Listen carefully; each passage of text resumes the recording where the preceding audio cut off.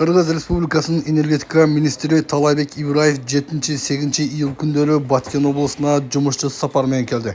Сапардын жүрүшүндө Баткен шаарындагы Баткен электр тармактар ишканасынын административдик имаратынын курулушу жана Сүрүктүү шаарындагы Сүрүктүү ретинин административдик имаратынын курулушу менен жеринде таанышты. Эми азыр көрүп чыктым, биздин өзүбүздүн пландар боюнча ушул жылдын ичинде 24-жылдын аягына чейин ачабыз деп атабыз да.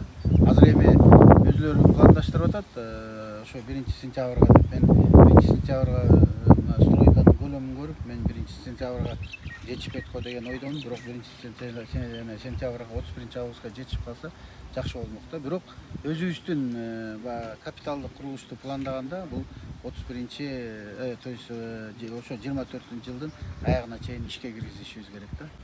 Assalamu alaikum. Assalamu alaikum. Оперативный диспетчер Куранбуров Муткербек Жунадилаевич.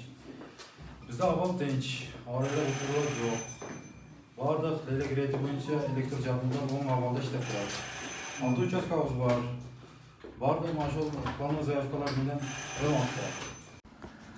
Андан соң министр райондук электр тармактар ишканаларына барып, энергетиктердин келерки күз-кыш мезгилине даярдыктарын текшерди.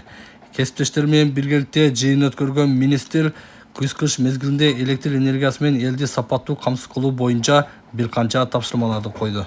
Бүт материалдардын баары ошол кышка даярдыкка келип түшүш керек. Ошонун баарын кандай бүгүнкү күндө ар бир райондук электр тармактары кандай кылып колдонуп атат. Бирден биринчи милдетибиз бул ошол кыш мезгилинде элибизди жылуу менен жарык менен алып чыгып кетиш керек.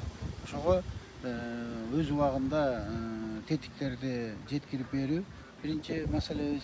Экинчи маселе азыр эң ошо Баткен областында Кудай буйрса баягы биз пландаган жылда пландалган тетиктердин баары жеткирилип берилиптир. Мындан тышкары ошол бир маселе Баткен областында азыр жетекчиси айтып атат. Жана бизге техника, спецтехникалар боюнча кичине жетишпегендиктер бар экен. Мен көңүлгө алдым. Кудай буйрса жакын арада аны чечип беребиз.